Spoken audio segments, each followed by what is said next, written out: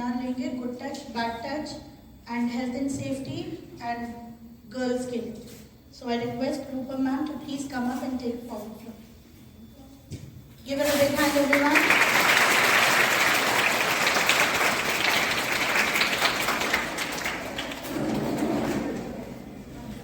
Better put on the lights. समझ रहे हैं? परंतु इसके लिए आपको सबसे पहले हमें अपनी दोस्त मानना होगा. मानोगे? मैं ना तो कोई टीचर हूँ, ना मैं हूँ, ना आंटी हूँ, ना ही आपकी कोई रिश्तेदार. जो बोलेगा, जो हमारे क्वेश्चन का जवाब देगा खड़े होकर, उसको एक चॉकलेट मिलेगी. वो एक चॉकलेट देंगे. इसलिए बोलिएगा जरूर. अपने क्वेश्चन जो पसंद करेगा उसको भी चॉकलेट मिलेगी. ठीक है? तो कहाँ पर थे? हाँ, घर के अंदर का माहौल. और जहाँ शॉपिंग करने जाते हैं, कहाँ जाते हैं? जोर से बोलिए. मार्केट जाते हैं, मॉल जाते हैं कि नहीं? तो वहाँ का माहौल. जहाँ खेलने जाते हैं, कहाँ जाते हैं? पार्क में, फ्रेंड्स के यहाँ, है ना? कहीं भी हम तो जहाँ खेलने जाते हैं वहाँ का माहौल. एंड जहाँ आप पढ़ने आते हैं, कहाँ आते हैं? ये हमारा विद्यालय. कहने का मतलब घर के अंदर और घर के बाहर हर जगह दो तरह के इंसान रहते हैं. एक अच्छा इंसान और दूसरा बुरा इंसान. अब यदि हम आपसे पूछे कि आप कैसे इंसान के साथ रहना चाहेंगे तो आपका क्या जवाब होगा? अच्छा इंसान. क्यों? हम अपने लिए अच्छा इंसान क्यों चुनते हैं? क्यों चुनते हैं?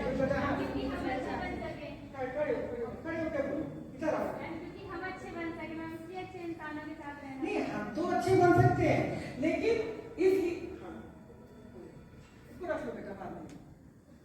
हाँ, आप तो अच्छे बन सकते, लेकिन हम इसलिए भी चुनते हैं कि वो हमारे लिए कभी बुरा ना सोचे.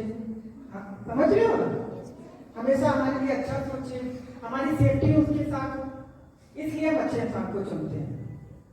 परंतु हाँ, ठीक होता है तो हमारा ध्यान उसकी तरफ खिंचता है कि नहीं? हम उसे दोस्त बनाना चाहते हैं. कोई पढ़ाई में बहुत अच्छा होता है तो हम उसकी तरफ अट्रैक्ट होते हैं कि हम इसके साथ रहेंगे तो हम भी पढ़ाई में अच्छे हो जाएंगे. पर क्या ये जरूरी है कि उसकी सोच भी आपके लिए अच्छी हो? नहीं है ना जरूरी. और कई बार बहुत नॉर्मल सा दिखने वाला इंसान जो सो दिखता है,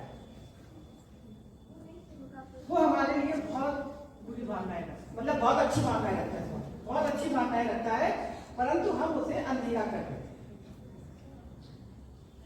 इसलिए इसकी जानकारी हम आपको देंगे गुड टच बैड टच के माध्यम से कि हम अपनी जिंदगी में सही और गलत इंसान की पहचान कैसे कर सकते हैं.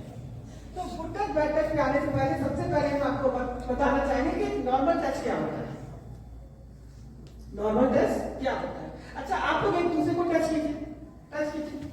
हाँ, टच सब लोग कीजिए. अच्छा, ये बताइए अब ये टच कैसा है? नॉर्मल टच है? ना गुड फीलिंग है ना बैड फीलिंग, नॉर्मल है. ओके, फाइन, है ना? जैसे हम कभी टकरा जाते हैं, कोई हमें ऐसा खाता है तो वो भी मुझे टच करता है. बॉडी टच होती है कि नहीं? तो वो भी नॉर्मल टच है. हमारे चोट लग जाती है तो डॉक्टर ड्रेसिंग करता है, वो भी नॉर्मल टच है. क्लियर है ना? जैसे हम कभी गिर जाते हैं, हमें कोई उठाता है, सहारा देता है, या हम किसी से टकरा जाते हैं, तो ये हमारा होगा नॉर्मल टच. अब बात करते हैं गुड टच. गुड टच बेटा देखिए, आप लोग ऑलरेडी बहुत स्मार्ट हैं, जानते हैं, आपको पता हो गुड टच क्या होता है. क्या होता है गुड टच? जैसे कि हमारे सपोज एक बहुत सिंपल सा उदाहरण, हमारे मार्क्स अच्छे आते हैं, हम घर में जाते हैं, हमारी मम्मी तुरंत हमको गले लगाती है कि नहीं? लगाती है ना. कभी कभी तो किस भी कर लेती है, सर पे हाथ भी फेरती है. टीचर भी हमारे जब अच्छे मार्क्स आते हैं तो शाबाशी देते हैं, हम शाबाशी देते हैं ना, कहते हैं और अच्छा करना. तो वो होता है हमारा गुड टच, क्योंकि उस समय हमें फीलिंग अच्छी आती है. यस, वो गुड टच होता है क्योंकि जब हमें फीलिंग अच्छी है, सामने वाले के छूने से हमें फीलिंग अच्छी आती है. बशर्ते वो कोई भी हो सकता है, जरूरी नहीं कि हमारे घर के मेंबर हो या हमारी टीचर्स हो, अनजान इंसान भी हो सकता है, परंतु उसकी भावनाएं आपके लिए अच्छी होनी चाहिए। क्या करते हैं मीन्स हम अपने मम्मी पापा से या अपनी टीचर से कोई बातचीत करते हैं।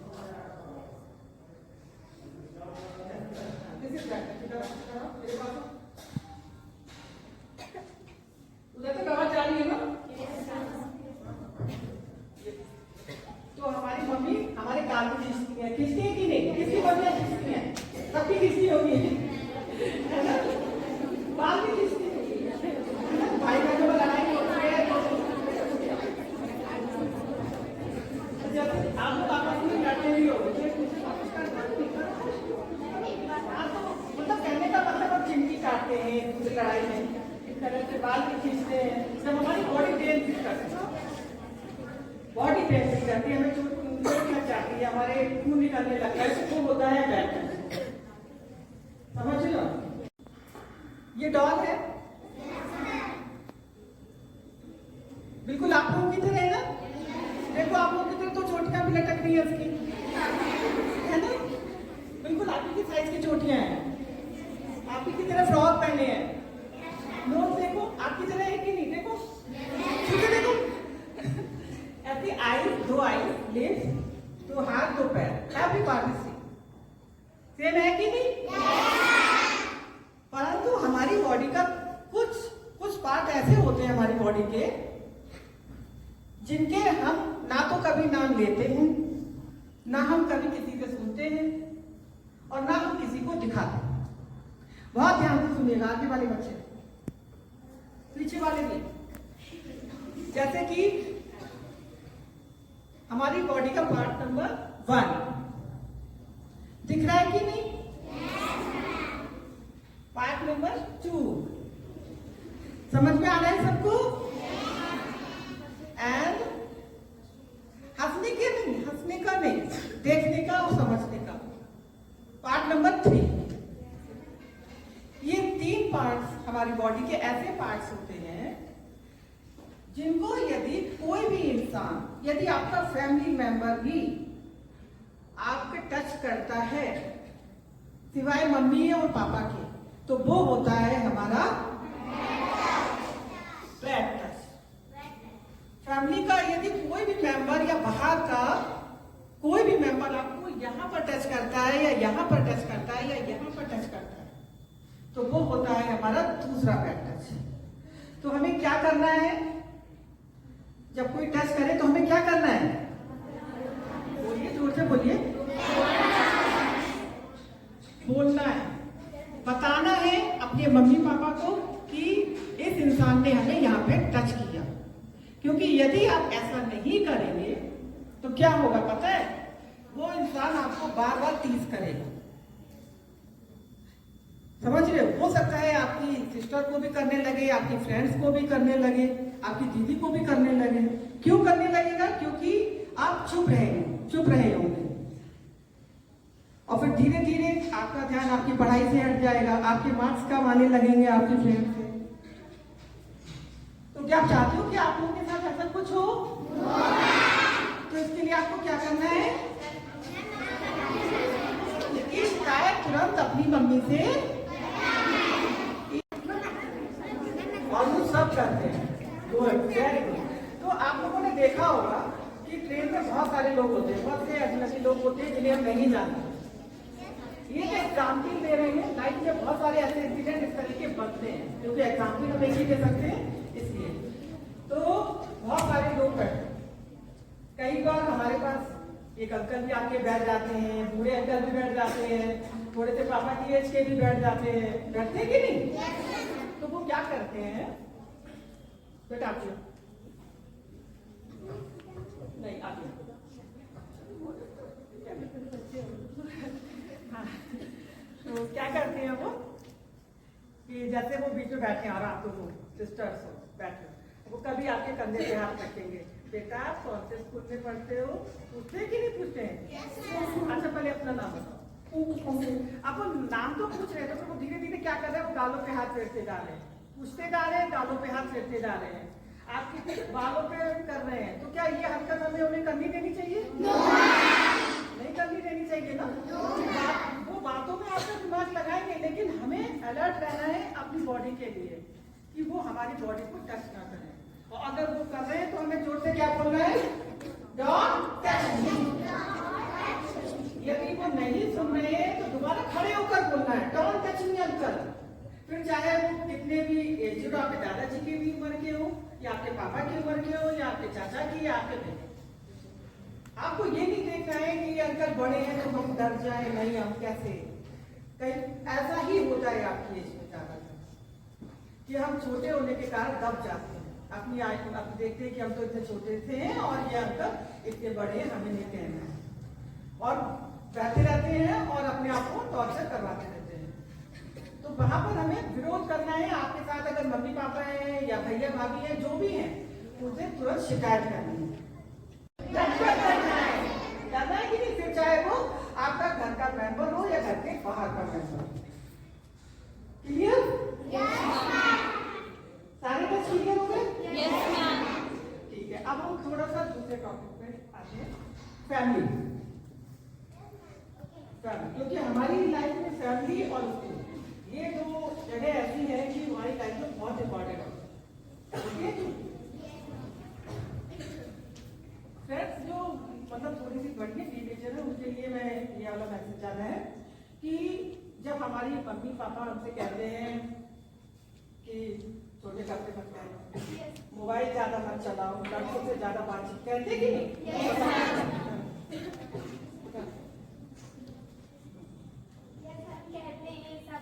तुम छोटे कपड़े पहन के बाहर मत जाओ, ज्यादा फोन नहीं चलाओ, पढ़ाई पे ज्यादा फोकस करो, ये सब कहते हैं ना। तो उस समय क्या होता है, जब मेरे मम्मी पापा ज्यादा टोकते हैं तो हमें उनसे इरिटेशन होने लगती है कि क्या मम्मी को हमसे विश्वास नहीं है, मम्मी हमें इतना टोकती है, होती है कि नहीं? जाने अनजाने एक शीशे की दीवार हमारी और मम्मी के बीच खड़ी हो जाती है, जो हमें भी नहीं पता। हम उनसे धीरे धीरे दूरी बनाने लगते हैं। तो यहाँ पर गर्ल्स हम सिर्फ इतना कहना चाहेंगे कि इस दुनिया में कौन लेकर आए? भगवान तो सबको लाए हैं, मम्मी लाए, ठीक है? बहुत ध्यान से सुनना जो हम कह रहे हैं। यहाँ पर जब आप स्कूल आते हैं तो टिफिन कौन बनाता है? बनाती ना। आपका नेट रिचार्ज कौन करता है?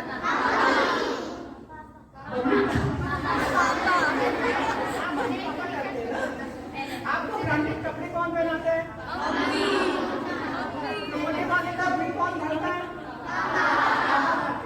कहने का मतलब जब हमारी लाइफ में मम्मी इतना सब कुछ अच्छा कर रही है और यदि वो कुछ बोल रही है तो वो सिर्फ इसलिए क्योंकि वो आपसे बहुत प्यार करती है और आपकी जिंदगी को एक सुरक्षित आकार देना चाहती है। समझ में? हमें उनकी इन भावनाओं को समझना है, ताकत बनाना है, क्योंकि जब हम फैमिली के करीब रहते हैं तो आसानी से उसे तोड़ लिया जाएगा। जब हम फैमिली से अलग होते हैं तो बाहर का जो गलत इंसान है, गलत सोच वाला, वो हमारा फायदा उठाता है, हमारा नाजायज फायदा उठाता है। तो यदि हम चाहते हैं कि हमारा गलत इंसान फायदा ना उठाए, हमारी लाइफ इफेक्ट ना करे, तो उसके लिए हमें फैमिली के साथ मिलकर रहना है।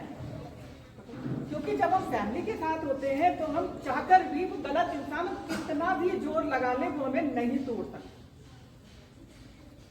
लगाओ जो तोड़ के दिखाओ तो माने नहीं तोड़ सकता, क्योंकि हम एक साथ, एकता की शक्ति है हमारे साथ। और जब हम इस शक्ति के साथ बाहर आते हैं तो गलत इंसान आता भी है तो हम उसका डट के सामना करते हैं, डरते हुए नहीं। ठीक है? क्लियर? तो अब आपके समय आएंगी, वो भी आपको आत्म सुरक्षा का बहुत ही इम्पोर्टेंट पॉइंट फेस करेंगी, तो बहुत ध्यान से सुनिएगा। हाँ जी, बट मॉडर्न कपड़े पहनने में प्रॉब्लम क्या है? इधर ये भी क्लियर है।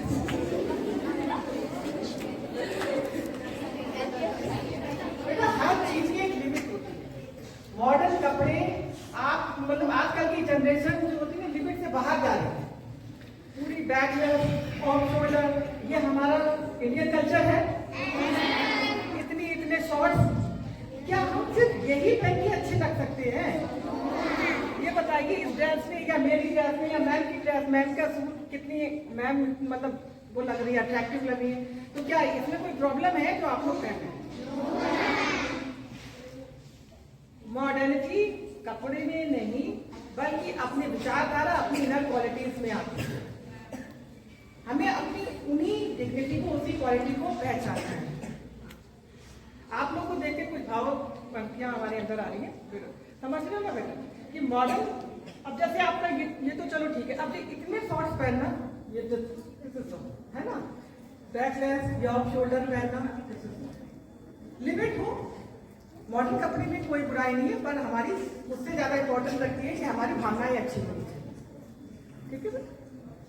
हाँ, मैंने कहा था कि आप लोग अपने आप को पहचानो, आप लोग अपने आप को पहचानो कि